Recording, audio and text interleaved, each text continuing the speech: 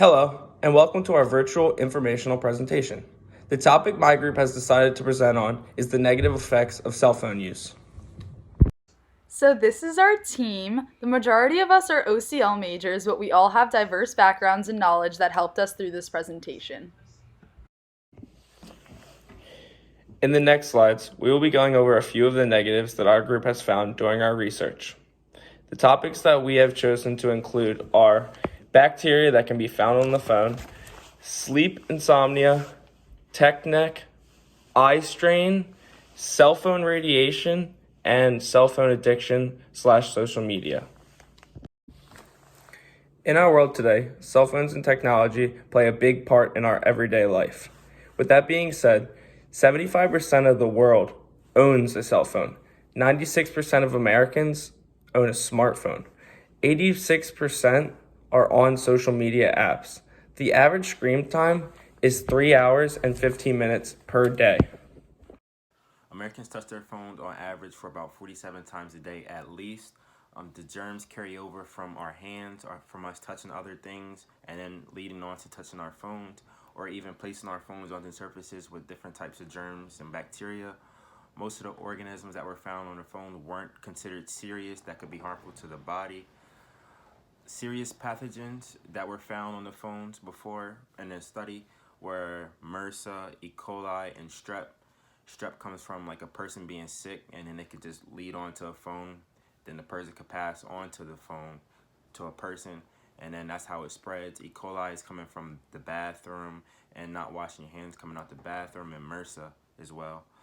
A study done at the University of London showed that 1 in 6 phones contain some type of fecal matter, and that's from not washing your hands or even putting your phone close to a toilet in the bathroom. On this slide, I'm introducing a product that was proposed on Shark Tank by the name of Phone Soap. It's a container where you place your phone in and it uses UV rays to get rid of the bacteria on the phone and the surfaces.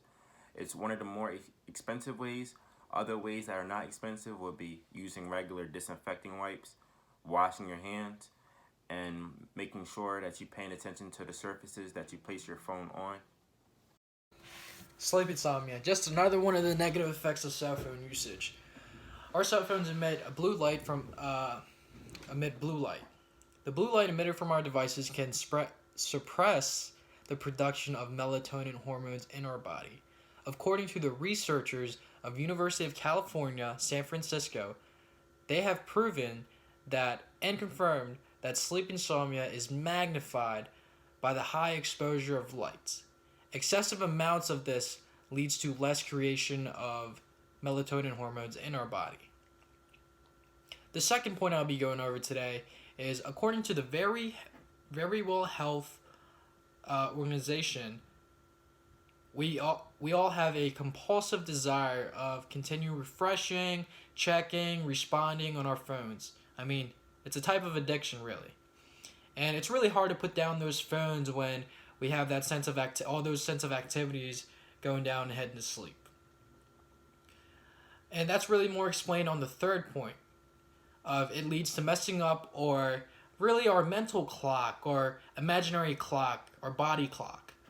According to Psychology Today, the high exposure to the blue light, especially at night, confuses the brain and messes up your clock. How that happens is our brain when we're going to sleep, our brain tends to relax and tends not deactivated in a sense. When reactivated, for example, being in checking your phone at night or responding to someone, that reactivates and it tends to be hard to fall asleep because your brain's all up and running again.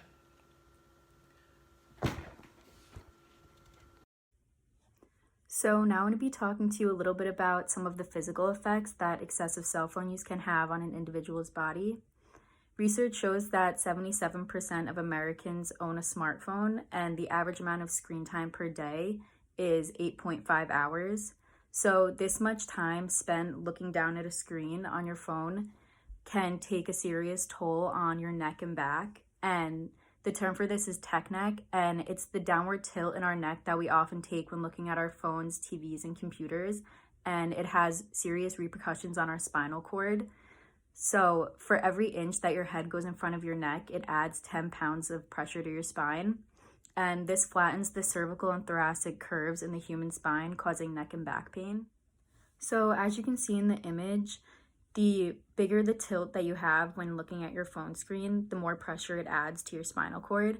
So if you're looking at your phone and your neck is at a curvature of 60 degrees, then it can add up to 60 pounds of weight to your spinal cord, which is why people experience so much pain. And oftentimes people also experience a lot of issues with posture, especially people of our generation, because we've grown up looking down at phone screens.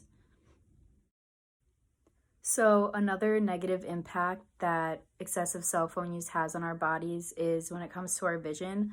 A lot of people can face digital eye strain, which is the pain and discomfort associated with viewing a digital screen for over 2 hours. And I know as students, a lot of us have probably dealt with this when we're on our computers doing homework assignments or writing papers for hours on end. And some of the symptoms of this are blurred vision and eye fatigue. Your eyes begin to itch or burn, and it can also cause headaches or migraines. But there are a lot of glasses that are coming out, like blue light glasses, that are supposed to prevent digital eye strain because people are on their computers and cell phones so often now, and a lot of people face these effects. In this slide, I'm going to be talking about cell phone radiation.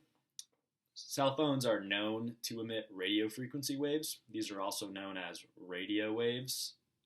And in this slide, I'm going to be referring to them as RF waves. Now, the parts of the body which are closest to the antenna are the parts of the body which are going to receive the majority of these rays.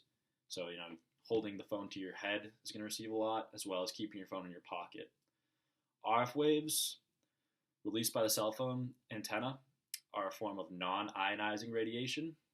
So compared to ionizing radiation, which is produced by X-rays, non-ionizing radiation is more like a ray produced by a microwave or, say, an FM radio wave. Although RF waves are not as cancerous as ionizing rays, they've still been proven to cause cancer. Now, factors which are going to lead to an increase in the risk of cancer growth are the amount of time one is on their phone, the amount of distance between the person and the cell phone tower, which means that if you're far away from the cell phone tower, your phone has to produce a stronger signal to reach that tower, which is going to produce more radiation. And similarly, the amount of traffic, cell phone traffic in the area. So same thing, if there's a lot of people using their phones, your phone has to basically fight harder to reach that cell phone tower and gain the best signal. And finally, the model of phone which is being used. So although all cell phones are regulated before being produced on how much radiation they emit, they still will deteriorate over time. So similar to your battery life goes down right away. Right when you turn your cell phone on, your battery life is going down immediately. Now, the longer you've had your phone, the less safe it is, the more radiation it's going to produce. So if you've had your phone for, say, 2 years, it's producing tons more radiation than which is regulated by cell phone companies. Here's an image of the effects of your cell phone after a 15-minute cell phone call. So this picture was taken using a thermal image, and as you can see, after a 15-minute phone call, your face is absorbed a lot of radiation, not only where the phone is, but all over your face. Now this scares me pretty personally, just thinking about the amount of times you give a 15-minute phone call throughout the day and then throughout a lifetime. This leads to pretty significant amount of radiation exposure to your face. With the majority of American adults using smartphones on a daily basis, we have created a culture of connectedness at which users can access their wireless mobile devices anywhere and anytime. Nomophobia describes people's dependence to their mobile devices and the anxiety or discomfort they get when they're separated from them or from being offline. Addiction to cell phones, and particularly the aspect of social media, stems from the feeling you get when you receive a notification. Receiving a notification releases the chemical dopamine, which makes you feel good, and continuing to receive notifications that give you the feeling that someone or something on the internet is giving you attention makes it easy to become addicted. Additionally, an article published in Frontiers of Psychiatry describes cell phone and technology addiction as using a phone in dangerous or prohibited contexts, losing interest in other activities, feeling irritable or uneasy when separated from your phone, or feeling anxiety or loneliness when you're unable to send or receive an immediate message. People with high attachment anxiety can also receive phantom vibrates. These are ringings or vibrations that occur even when you're not receiving notification, and these occur due to the reliance we have on the sensation we feel from constantly getting updates from our mobile devices. A group of users published an article in Science Direct about their study with Amazon's labor market about problematic smartphone use.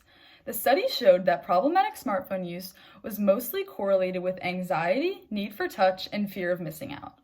Our mobile devices give us the ability to know pretty much anything at any time, whether that's updates in the news or just what's going on with your friends. This being said, anxiety in individuals is on an uprise. It has further been identified as a component of fear of missing out, or FOMO, which is operationally defined as the fears, worries, and anxieties people have in relation to being in or out of touch with the events, experiences, and conversations happening across their extended social circles. With social media, we are constantly being reminded about what is happening with our peers, other groups, around our environment, and all in all, what any individual is doing. So, this platform sets us up for experiencing fear of missing out. The same study showed that there is correlation between using mobile devices and depression. The more addicted you are to your device, like we saw in examples on the previous slide, the more susceptible you are to experience anxiety and FOMO, which then makes it more likely for you to become depressed. Similarly, those who struggle with depression rely on entertainment from their devices, which then worsens the problem. Overall, being addicted to cellular devices can create a variety of problems as they can separate individuals from the world around them, cause anxiety and make people feel bad about what they're seeing, and ultimately lead to depression. In conclusion, me and my group have talked about several of the many negative effects of cell phone usage. Thank you for your time, your ears, and enjoy the rest of your day. Thank you.